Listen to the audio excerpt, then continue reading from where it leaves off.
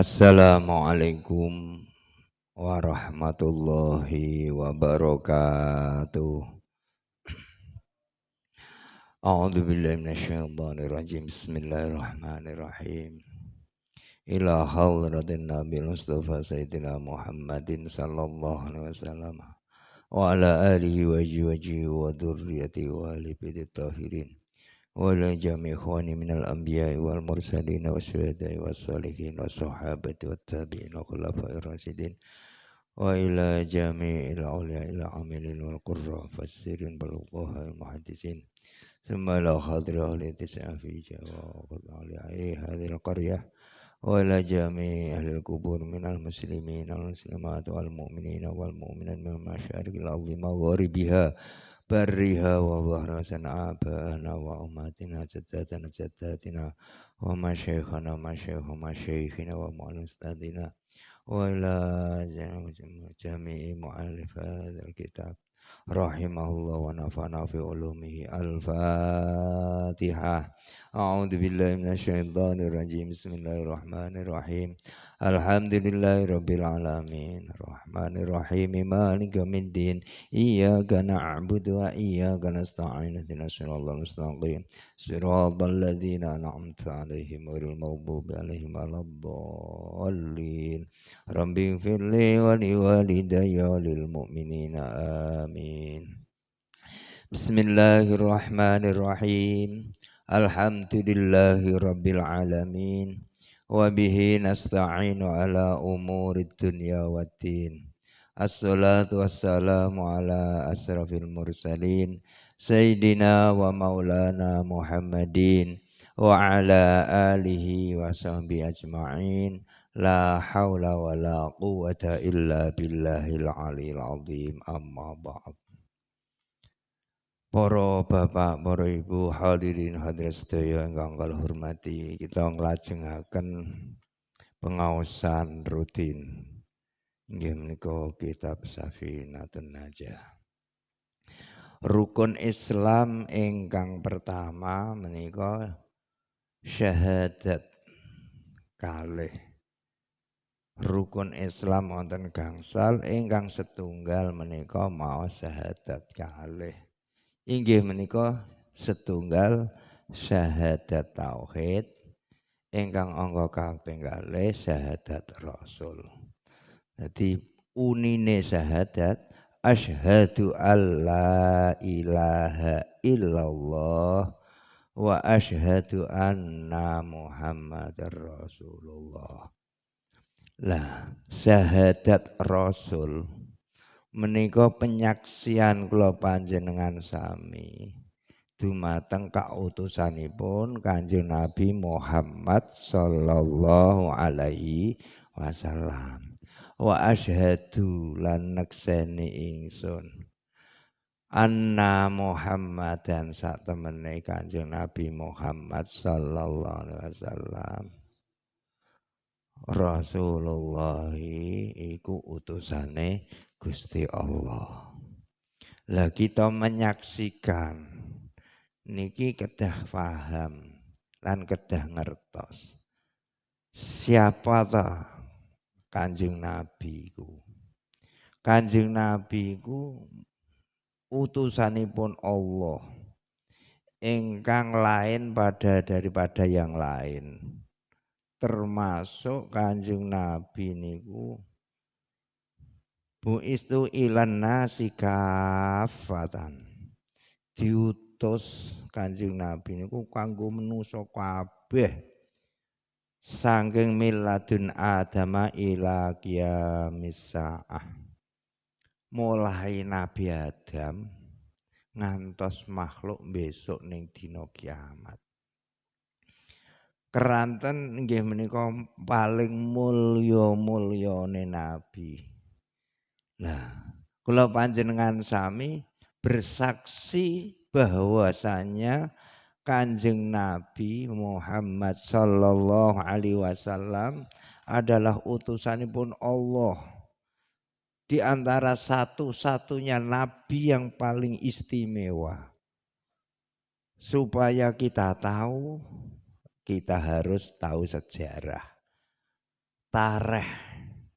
Kita nanti bisa macam, bisa mantep, bisa indah, merasa menyaksikan bahwasanya Kanjeng Nabi memang hebat dan Kanjeng Nabi memang perlu satu-satunya utusan Allah yang perlu kita saksikan kebenarannya. Itu pun semuanya menyaksikan, semuanya menyatakan semacam itu.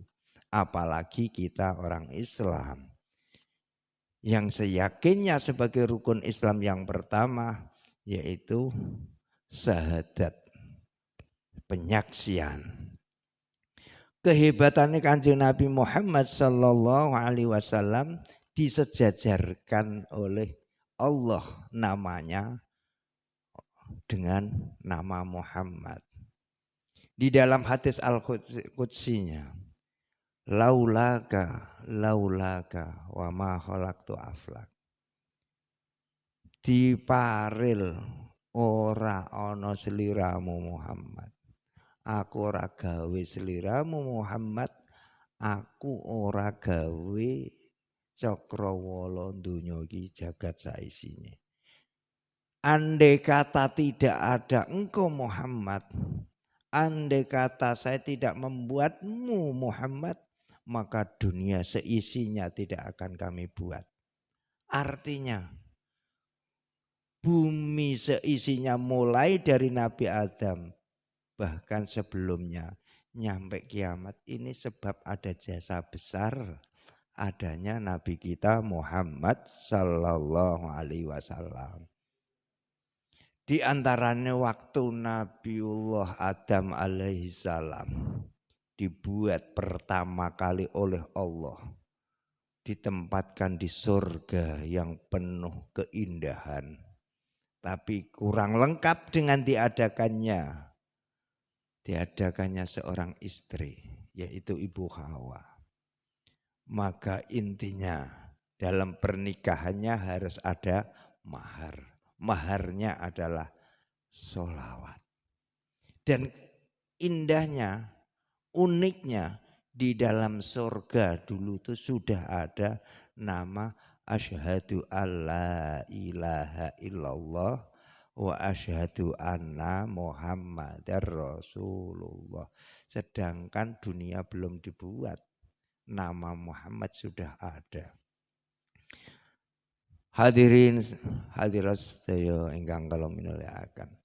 Lah, syahadat Rasul perlu kita sampaikan ajaran-ajarannya yang disampaikan kepada kita sebagai umatnya. Harus kita yakin kebenarannya. Sebab Kanjeng Nabi ini kok diutus oleh Allah di muka bumi ini liutamima magarimal akhlaq. Sebab apa? Sebab sebelum di zaman Kanjeng Nabi dilahirkan itu zaman jahiliyah. Zaman jahiliyah bukannya berarti orangnya bodoh. Bukannya orangnya itu tidak tahu apa-apa, tapi orangnya pintar-pintar, jenius-jenius. Ekonomi sudah dirajai, dikuasai oleh orang jahiliyah. Kekuasaan, kerajaan semuanya rata-rata sudah menguasai kekuasaan di muka bumi itu orang jahiliyah. Kenapa disebut jahiliyah? Karena dia bodoh di dalam keyakinan. Di antaranya adanya Tuhan. Dia kalau Tuhan satu itu tidak percaya dan tidak masuk akal. Dia itu serba akal yang dibuatnya. Karena kalau satu membuat langit, satu membuat bumi, dan satu membuat seisinya, bingung. Maka dari itu Tuhannya banyak sekali. Di antaranya Ka'bah itu dibuatkan patung sejumlah 365 berhala di lingkungan Ka'bah. Setiap harinya disembah satu. Tiap hari ganti satu. Setelah habis 365 berhala hari raya alias 1 tahun. Yang paling unik lagi, setelah Sayyidina Umar radhiyallahu taala anhu masuk Islam, dia pernah di dalam hikayahnya menangis.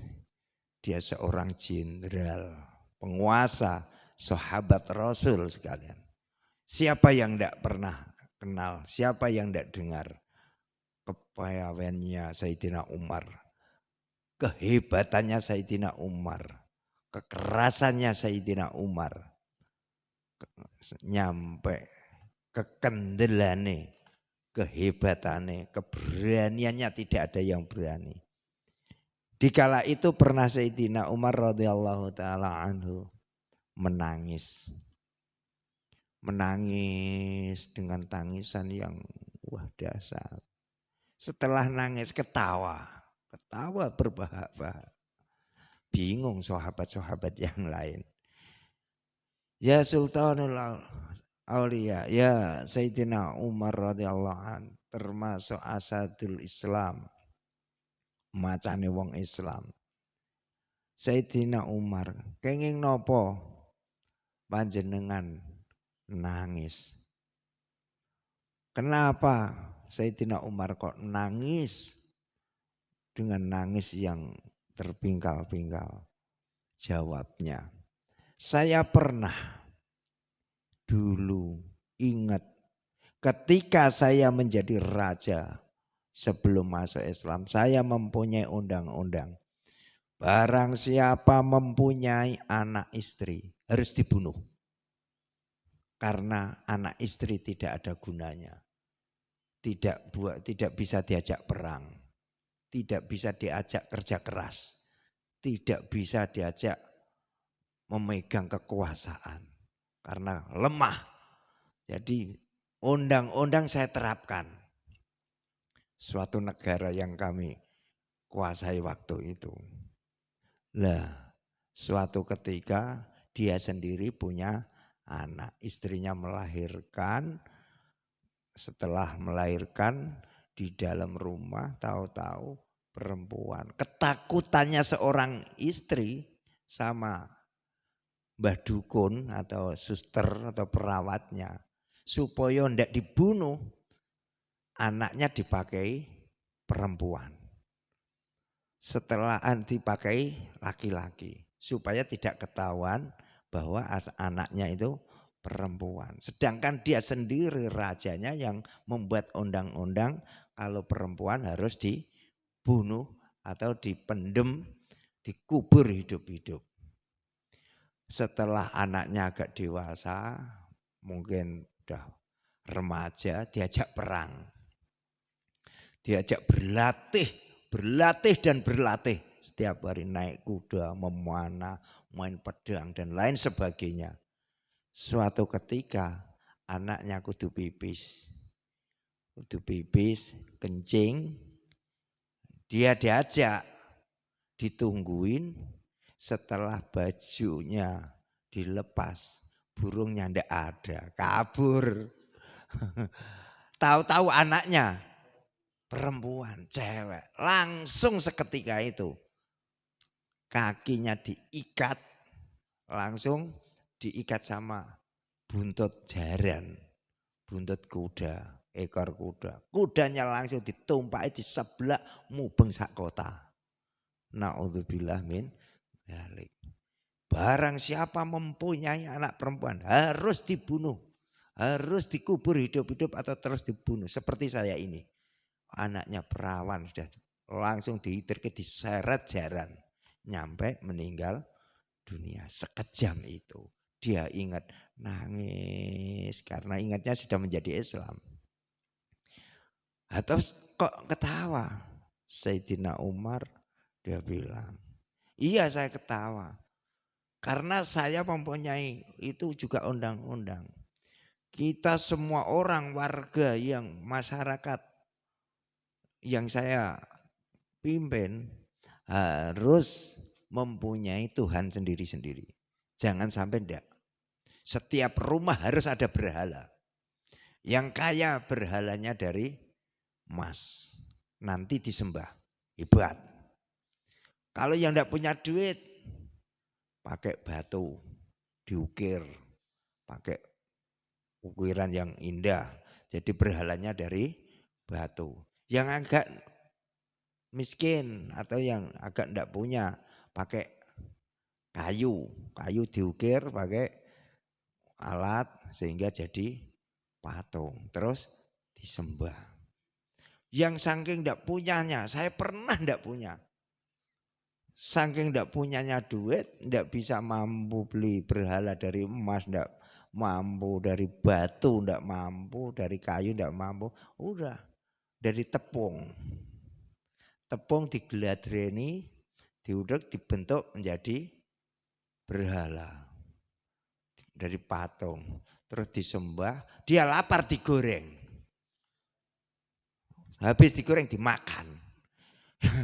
Jadi selama hidup tidak ada orang seperti saya. Setiap hari saya makan Tuhan. Habis berapa Tuhan saya makan. Gendeng tindak-tindak no. Hebat.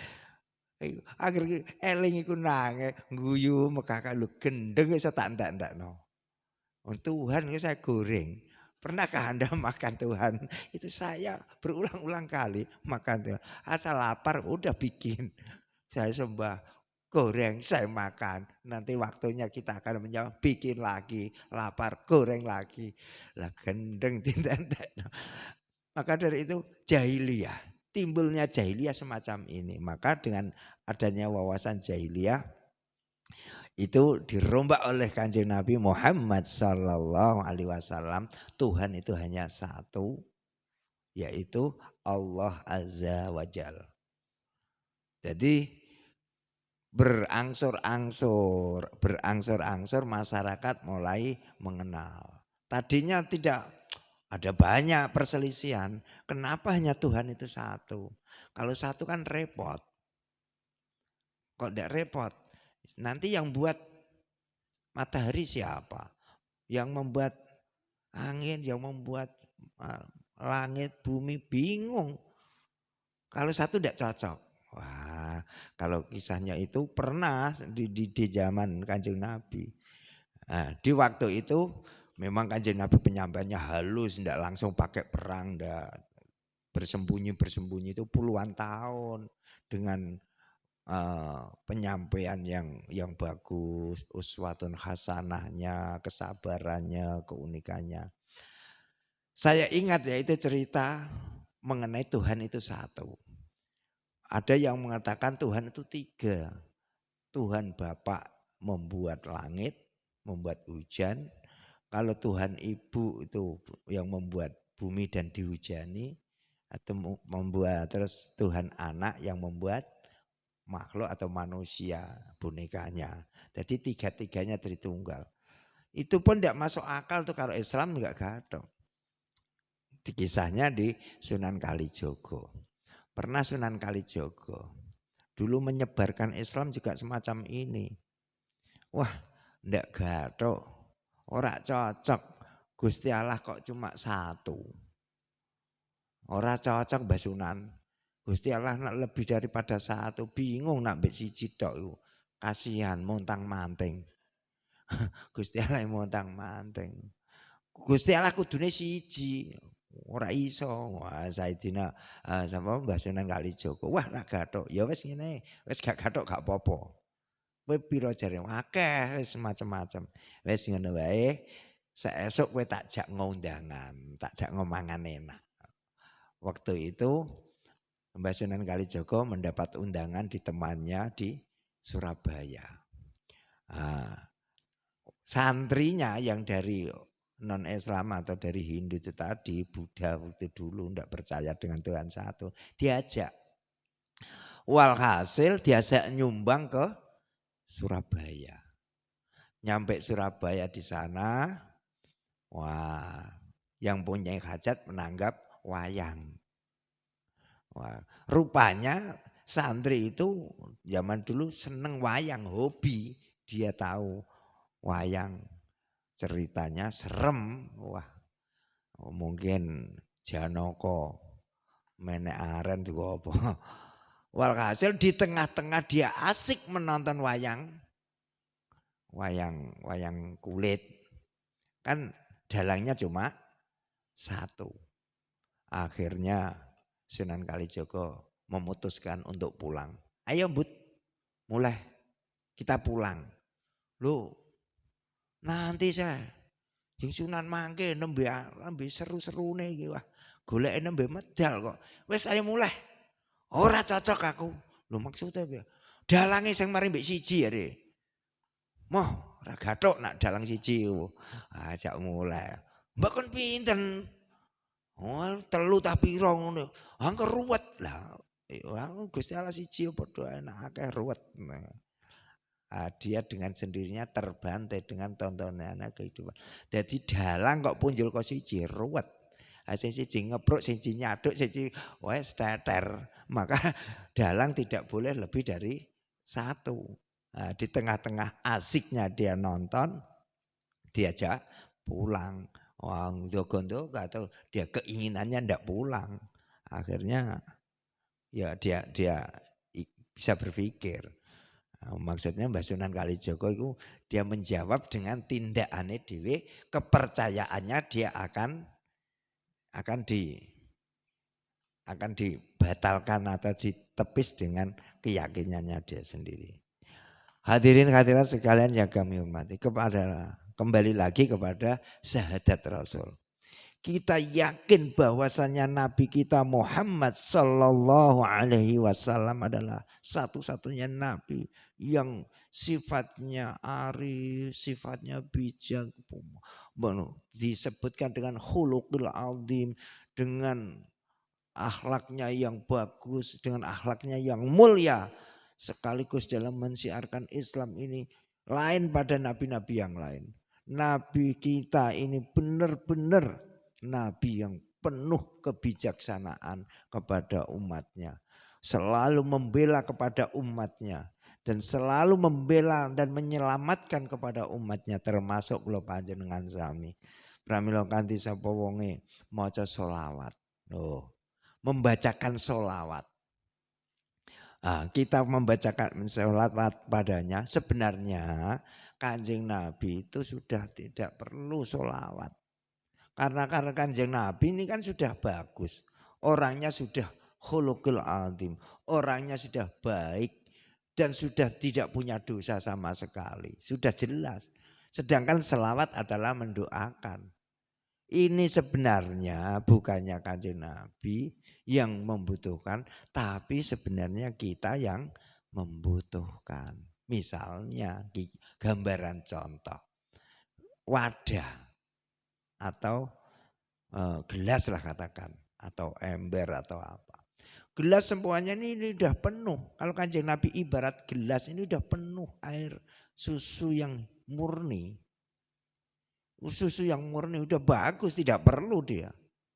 Tapi kita ini adalah orang yang kotor. Kita ini yang sering kesalahan. Umat yang banyak dosanya, nodanya. Nah, kenapa membaca sholawat? Semakin banyak kita ngejok, semakin kita banyak memberi di dalam gelas yang penuh air susu, maka yang sebelahnya tetap belabar kena susune. Tumpahannya ini yang perlu kita hadang, bukan kita selawatnya karena kita ini orang kotor. Nah, banyak selawatnya, maka tumpahan rahmatnya ini yang kembalinya kepada kita.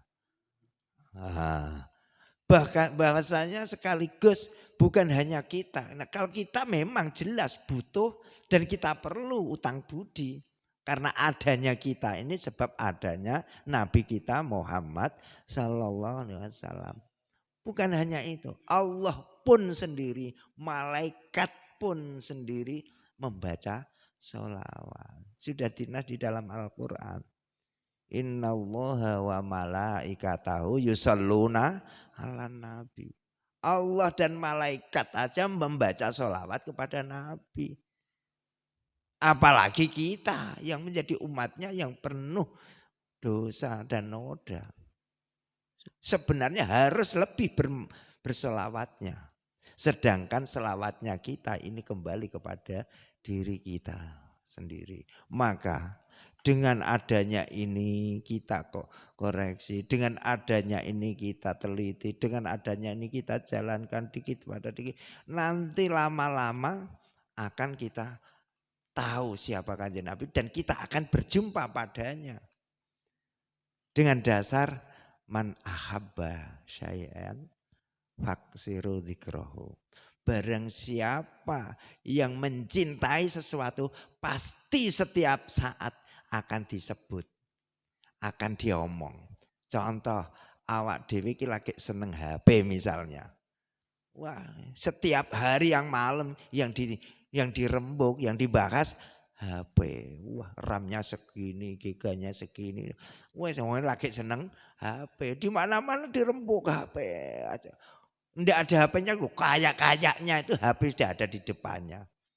Kalau baru seneng, wow, baru seneng motor, yang dibacakan motor, dimodif gini, ini dan gini, merek ini.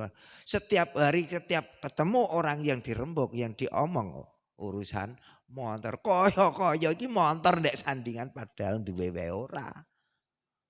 Bisa jadi semacam itu. Kalau yang senang cewek, wah ini diomong cewek aja. Wah, padahal dia ada orangnya loh. Tapi koyo saking wah lagi krungu namane wah teratap. Wah, jelas. Sebab apa? Diomong dia senang, diomong terus. Itu tenang. Kalau baru senang tanaman sawah, ya diomong sawah terus pari. Bibit unggul yang gini ini bibit oman ini, oh ini wes terus yang kamu bisa begini. Wes setiap hari dijak omong HP gak nyambung, gak nyomong cewek gak nyambung, gak omong pari nyambung. Begitu dan selanjutnya. Maka dari itu barang siapa dia senang kepada sesuatu pasti akan diomong setiap saat. Dan kalau sering diomong, maka dia akan ada di sebelahnya. Walaupun tidak nyata, tapi minimal ku ngipi. Ngipi minimal. Wah, ngipi ketemu. Wah, ngomong motor, ngipi pacare wis diomong. Ada Fatimah, pacar saya itu orangnya cantik, putih, ramah orangnya. Wah, rambutnya sekilo. Ketemu orangnya, Fatimah itu orangnya. Padahal ada orang Fatimah, wah teratap. Padahal Fatimah orang tua yang disebut. Dia rasanya teratap. Padahal bukan Fatimah pacarnya. Bahkan diomong terus setiap ketemu temannya. Kemana? Minimal malam ketemu di dalam mimpi. Begitu juga kita bersyahadat kepada Rasul. Nama Muhammad sebut terus. Muhammad. Sallallahu alaihi Muhammad sallallahu alaihi wasallam. Terus dan terus. Maka di hati kita akan menyinari atau bersinar Muhammad Rasulullah sallallahu alaihi wasallam, bersinar dengan kebaikan, bersinar dengan keindahan.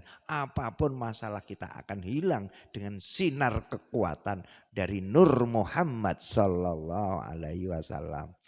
Pernah juga saya di ijazah juga. Di dalam kitab juga. Barang siapa yang membaca. Jelas Kanjeng Nabi. Barang siapa membaca sholawat 1 kali. Maka Allah akan membalas 10 kali. Kehebatan. Membaca sholawat kepada Nabi sekali aja. Akan dibalas oleh Allah 10 kali kebaikan. Padahal hasanah atau kebaikan yang diberikan Allah itu andai kata dinilai di dunia ini untuk membeli tanah, untuk membeli kaplingan, dunia ini turah duit. Hasanah satunya Allah dikasihkan ke manusia, digawe butuh ning dunia, digawe nebas tanah dunia iki miliarder, terima miliarder, terkaya di dunia, tebuasi kabeh turah duit. Itu satu. Itu kalau hasanah 10 entek mbak tebasi kowe kabeh. Iku baru selawat 1 kali. Kalau membaca sholawat 10 kali, maka Allah akan jamin dibalas 100 kali. Kalau kita baca 100 kali, akan dibalas 1000 kali kebaikan. Saking indahnya, saking bagusnya, saking hikmah keindahannya kepada Nabi kita Muhammad Sallallahu Alaihi Wasallam. Dan pernah juga saya dapat ijazah dari guru kita. Dan itu praktekkan kalau tidak. Barang siapa orang membaca sholawat di dalam 1 hari 1 malam tidak kurang dari 1000 kali. Sholawat banyak sekali. Wes, pokoknya sholawat yang pernah kita terangkan di episode yang lalu. 1000 kali baca. Misal yang paling pendek sholawat Khaliliyah. Sallallahu alaihi Muhammad, sallallahu alaihi Muhammad, sallallahu alaihi Muhammad. 1 hari 1 malam. Ojo ngantek kurang 1000. Kita tidak akan meninggal dunia sebelum melihat tempatmu di surga. Janji. Pokoknya ojo ngantek kurang kok 1000. Setiap hari kita tidak akan meninggal dunia, tidak akan mati sebelum melihat tempat Anda di surga dan berjumpa kepada Nabi kita Muhammad Sallallahu Alaihi Wasallam. Barang siapa berjumpa kanjeng Nabi pasti surga. Jaminan keindahan, jaminan kebaikan. Maka setelah itu kita kulas, kita baca, kita teladani syariatnya. Syariat yang diajarkan oleh kanjeng Nabi semuanya aturan dari Allah dan disyariatkan, dipraktekke oleh kanjeng Nabi dan diajarkan kepada kita sekalian. Jadi pasti benarnya, pasti hebatnya, yang dilarang pasti jeleknya. Maka semuanya panduannya adalah syariat yang diajarkan oleh Nabi kita Muhammad Sallallahu Alaihi Wasallam.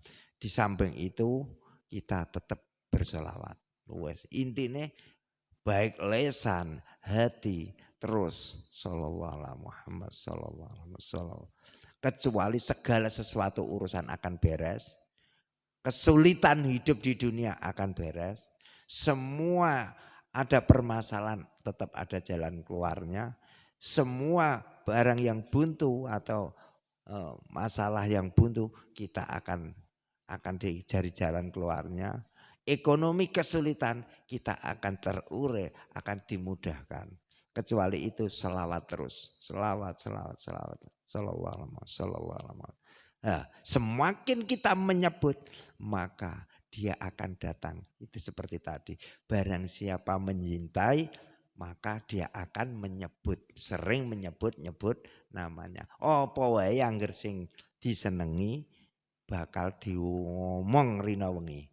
Omong, silahkan bicarakan, silahkan unekno, silahkan omong, silahkan dibunyikan. Baik lesan hati terus setiap hari akan jumpa dengan sendirinya. Maka syahadat otomatis bukan hanya lambe atau bukan hanya bibir yang membacakan asyhadu alla ilaha illallah wa asyhadu anna muhammadar rasulullah, tapi bisa mensyahadatkan laku. Otomatis laku kita akan bagus, akan benar. Hidup kita akan tentram, keluarga kita akan tambah sakinah, tambah damai. Kita usaha akan rasa enjoy. Kita semuanya menjadi keberkahan, punya anak-anaknya bagus. Baik bagus bodinya, bagus bentuknya, bagus akhlaknya, bagus ilmunya. Terus dan terus. Karena kanjeng Nabi disebut terus. Istilahnya pacar bendino diomong terus. Sesuai degleng dewi. Kena, kecekel terus. Sebab saking ronronge ati.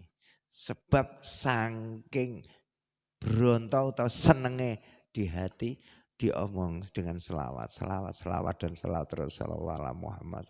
Terserah assalamualaikum assalatu wassalamualaikum ya sayyidi ya Rasulullah terus. Tidak hanya di waktu-waktu tertentu, tapi di umum bisa sambil kerja, bisa sambil tiduran, bisa sambil naik motor, dan bisa untuk sambil begadang. Yang namanya ibadah paling enak ya selawat itu. Ria ya dadi, ambek nggih gaya ya tetep untuk ganjaran ana manfaate, ambek nggih engkek ya iso, meneh kok nggih temenanan, luwih iso. Itu selawat. Dan selawat ini juga ada hikmah-hikmah yang besar sekali, kecuali kita akan mendapatkan rahmatnya, akan mendapat syafaatnya itu pasti pertolongan. Nah, ini diantara ada ijazah lagi. Kalau kamu kepengen selamat di dalam perjalanan, pernah di dalam malapetaka atau dalam kecelakaan. Ini tak timbal no. Aku untuk ijazah teko almarhum Habib Ja'far dulu. Nek kepengen gue selamat ning dalan gak kecelakaan, maca selawat. Selawat terus. Sallallahu Muhammad, sallallahu Muhammad, sallallahu Muhammad, sallallahu Muhammad. Ya, tak prakteknya juga. Maka saya yakin ada orang yang kecelakaan di jalan, jelas dia tidak akan baca selawat. Kalau baca selawat, insya Allah selamat. Dan saya berani memastikan itu. No. Karena apa? Dengan bersolawat, senajan misalnya waktunya terburu-buru, misalnya ada hajat, ada sesuatu yang harus kita tempuh dengan cepat, misalnya ada saudara sakit atau apa, atau pergi waktunya tergesa-gesa, selawat jangan lupa di jalan. Walaupun apalagi semacam ini, jalan raya semakin ruwetnya kayak gini, banter-banteran, maca selawat. Dengan selawat yang saya jalankan juga tetap posisi sadar. Mau rem dadaan, mau ada orang nyebrang atau apapun, tetap kita akan diselamatkan oleh Allah Subhanahu wa taala. Selawat sing akeh di jalan. Insya Allah akan selamat. Selamat dari segala, dari kecelakaan. Bahkan selamat dari cegatan pas lali nggawa helm, pas lali nggawa surat-surat ada bunga. Itu sering saya terjadi. Wah, lupa pakai dompet. Waktu itu ada cegatan polisi gabungan. Enggak tahu. Pernahnya kecekel ya tertangkap. Dimasuk ke kantor. Oh, tahu ke kantor ke lapangannya dulu. Di situ sudah ngoreksi, di situ ngoreksi saya sana. Akhirnya polisi semuanya ngoreksi yang lain. Saya tidak ada yang ngoreksi, udah bablas lagi pulang. Loh, apa enggak lihat ya? Selawat terus, selawat terus. Selawat dan selawat. Maka dengan keindahan hidup, keindahan perjalanan dalam segala-segalanya, kita akan merasa tenang, merasa enjoy, merasa senang. Maka dengan itu syahadatnya ini bukan hanya asyhadu di lisan, asyhadu alla ilaha illallah wa asyhadu anna Muhammad Rasulullah, tapi seolah-olah memang hidup kita ini didampingi oleh Allah dan didampingi oleh Nabi kita Muhammad sallallahu alaihi wasallam. Akhirnya hidup kita ini bersyahadat. Laku kita bersyahadat, keyakinan kita bersyahadat, hati kita merasa bersyahadat terus. Nah ini syahadat yang sebenarnya. Setelah itu nanti setelah lesan bersyahadat, ya memang di dalam rukun Islam nomor 1 adalah membaca 2 kalimat syahadat. Itu sudah sah. Tapi apa cukup itu? Ditingkatkan lagi dengan mensyahadatkan laku. Caranya ya dikaji, dirumati, ya dilakoni itu seperti itu. Disebut terus. Setelah laku kita sudah bagus, keyakinan ini bersyahadat. Akhirnya yang lain tidak ada yang mengatasnamakan yang syahadat itu atau mengalahkan dengan syahadat kepada Nabi kita. Maka dengan syahadat yang kita jalankan bukan juga cukup di lisan, tapi diarkan dengan tindakan yang sebenarnya. Kita hidup ini bersyahadat atau menyaksikan mungkin dengan keyakinan yang indah, wes podo koyo ancen wis ndak lain dan tidak akan ual atau tidak akan pisah dan kita tidak akan mampu berpisah dengannya. bukan di masjid toh, di musola toh, tapi di mana-mana, di rumah, di jalan. Kita ini merasa didampingi oleh Allah, merasa berjumpa pada Nabi kita, dan kita sebut setiap hari, maka hidup ini akan nikmat, bahagia, dan pastinya di akhirat nanti kita akan jumpa kepada baginda Nabi Agung Muhammad Sallallahu Alaihi Wasallam jika diajak berjumpa Allah di surganya. Demikian mudah-mudahan keterangan syahadat ini yang dua syahadat Rasul menjadikan syahadat yang benar-benar kita mantap dengan keyakinan seyakin-yakinnya. Mudah-mudahan ada guna dan manfaati kepada kita sekalian dan kepada khalayak amin. Kurang lebihnya mohon maaf bila ada kesalahan dan kekhilafan. Allahumma shalli wa sallim ala sayyidina Muhammad wa ala alihi wa sallam wa radhiyallahu sahabati Rasulillah ajma'in. Bismillahirrahmanirrahim. Alhamdulillahirabbil alamin. Hamdan na'imin, hamdan syakirin, hamdan yafina kama majida ya rabbana lakal hamdu kama yanbaghi li jalali wajhikal karim subhanaka la nuhsisana ana alaika anta kama asnata ala nafsik. Allahumma anfa'na bima 'allamtana wa 'allimna ma yanfa'una wa zidna ilman nafi'a wa rizqan halalan thayyiban wasi'an mubaraka. Rabbi ja'alni muqimas sholati min dzurriyyati rabbana taqabbal du'a. Rabbana atina fid dunya hasanah wa fil akhirati hasanah wa qina adzabannar. Wa sallallahu ala sayyidina Muhammad wa ala alihi wasallam. Walhamdulillahi rabbil alamin bisirril Fatihah. A'udzubillahi minasyaitonir rajim. Bismillahirrahmanirrahim. Alhamdulillahirabbil alamin arrahmanir rahim maliki iyyaka na'budu wa iyyaka nasta'in ihdinas siratal mustaqim siratal ladzina an'amta 'alaihim ghairil maghdubi 'alaihim. Assalamualaikum warahmatullahi wabarakatuh.